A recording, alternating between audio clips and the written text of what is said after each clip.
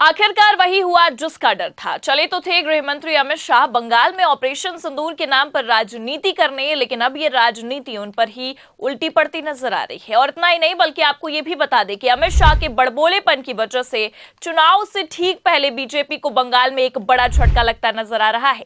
नमस्कार, आप देखना शुरू कर चुके हैं 4 PM न्यूज नेटवर्क और मैं हूं आपके साथ प्रगति ठाकुर। दरअसल आपको बता दें कि बीते दिनों प्रधानमंत्री के बाद गृह मंत्री अमित शाह ने भी पश्चिम बंगाल का दौरा किया, लेकिन ये दौरा बीजेपी को ही एक झटका देगा और खुद बंगाल बीजेपी में बड़ी बगावत देखने को मिलेगी, इसकी तो कभी किसी ने कल्पना तक नहीं की होगी, लेकिन अब ऐसा होता दिखाई दे रहा है। और पश्चिम बंगाल में ममता दीदी के साथ खेला करने वाली बीजेपी के साथ ही खेला होता नजर आ रहा है।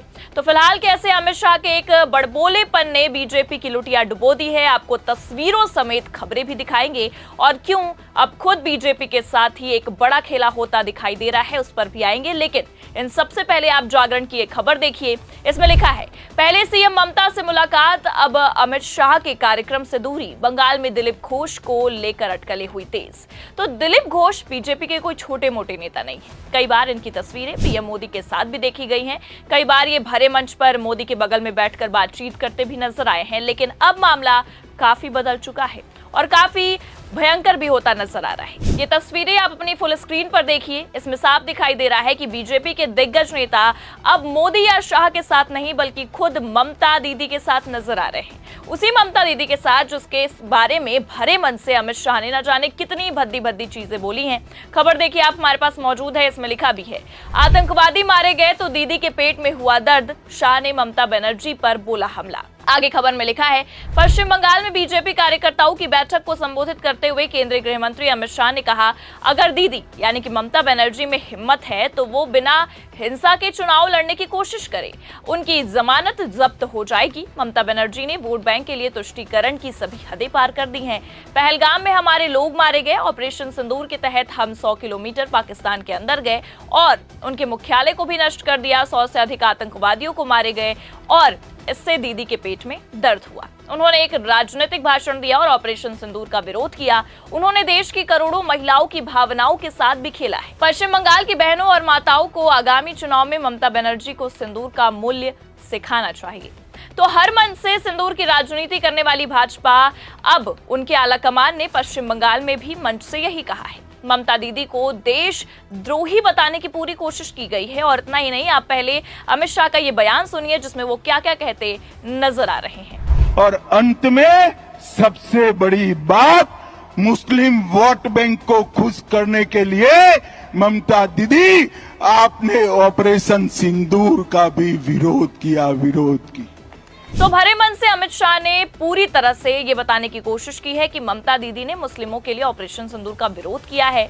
अब ऐसे में आपको बता दें कि अमित शाह ने केवल ममता सरकार का या फिर ममता दीदी का अपमान नहीं किया, बल्कि खुद मुसलमानों का भी अपमान किया है। उन मुसलमानों का जिसने ऑपरेशन सिंदूर के दौरान अपनी जानें गंवाई। शाह ने कर्नल सोफिया का भी अपमान किया है, जिन्होंने ऑपरेशन सिंदूर को लेकर ब्रीफिंग दी थी। और ये हमारा कहना नहीं है, खुद विपक्ष अमित शाह को इस करतूतों की वजह से घेरता नजर आ रहा है, उन पर हमलावर है।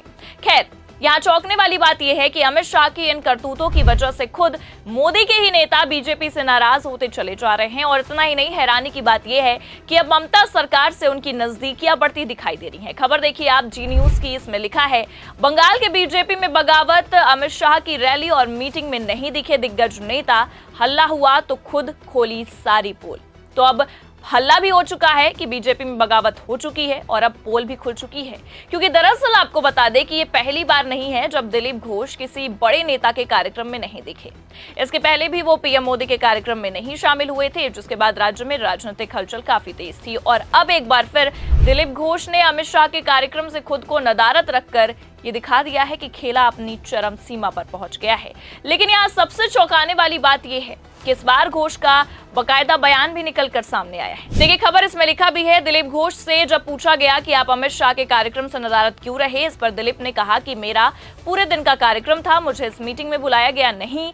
मेरे हिसाब से और भी कई पूर्व राज्य सभापतियों को भी नहीं बुलाया गया। जब संगठन की बैठक में बुलाया ही नहीं गया तो वहां पर जाने का नियम नहीं है। जिन्हें बुलाया जाता है, जिन्हें जो कहा जाता है वही हमारा अनुशासन है।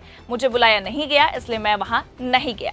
हालांकि आपको बता दें कि खबर तो ये भी है कि जब मीडिया ने दिलीप घोष से ये पूछा कि आपको क्यों नहीं बुलाया गया, तो इस पर उन्होंने कहा कि ये तो वही लोग बता सकते हैं कि क्यों नहीं बुलाया गया। तो जिस तरह से घोष ने मीडिया के सामने अपनी बातें रखी हैं, वो कहीं ना कहीं कई सारे सवाल खड़े करती नजर आ रही है और उस ओर भी इशारा जरूर कर रही है कि बंगाल बीजेपी में सब कुछ तो ठीक नहीं चल रहा है। और हाँ, बीजेपी में खुद अंदर ही अंदर खेला चल रहा है, अब ये भी समझ में आ रहा है, क्योंकि आपको बता दें कि सबसे ज्यादा अटकलें इस बात पर लगाई जा रही हैं कि वो ममता की पार्टी का दामन थाम सकते हैं। ये तब से शक पैदा हो रहा है जब से सीएम ममता से उनकी मुलाकात की तस्वीरें वायरल हुई, निकलकर सोशल मीडिया पर सामने आई। राजनीतिक गलियारों में ये हलचल काफी तेज है, लेकिन मौजूदा हालत में दिलीप घोष के मन में क्या चल रहा है ये बता पाना काफी मुश्किल है। लेकिन उन्होंने अमित शाह की रैली और कार्यक्रम में क्यों नहीं शामिल हुए, इसको लेकर जो अपनी बातें रखी है वो इस ओर इशारा कर रही हैं कि बीजेपी के खुद के ही नेता बीजेपी के आला कमानों से खुद अपनी पार्टी से नाराज हैं, उनके रवैये से नाराज हैं। हालांकि आपको बता दें कि अमित शाह भरे मन से ये बार बार बोल रहे हैं कि ममता सरकार को अब रफा दफा करना है, लेकिन जो हालात बीजेपी बंगाल के दिखाई दे रहे हैं उससे ये संभावनाएं काफी कम नजर आ रही हैं। खबर देखिए आप, इसमें लिखा भी है, ममता दीदी का कार्यकाल 2026 में होने वाला है खत्म, बीजेपी बंगाल में बनाएगी अगली सरकार, अमित शाह ने भरी हुंकार। तो एक तरफ बंगाल में अमित शाह ने हुंकार भरी है और दूसरी तरफ खुद बीजेपी के नेता ही बगावत पर उतरे हैं।